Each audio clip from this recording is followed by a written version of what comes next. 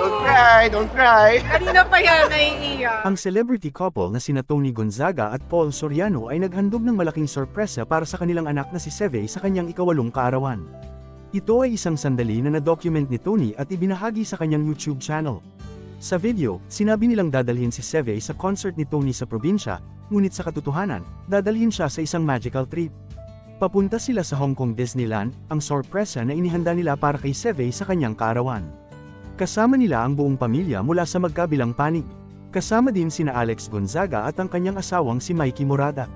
Ayon kay Tony, palagi nang gustong bumalik ni Seve sa Disneyland ngunit nahihiya siyang sabihin ito sa kanila.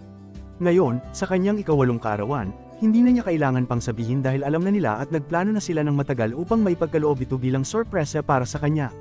Nag-check-in sila sa Disney's Hollywood Hotel at ang saya ni Seve ay talagang umapaw pagdating nila.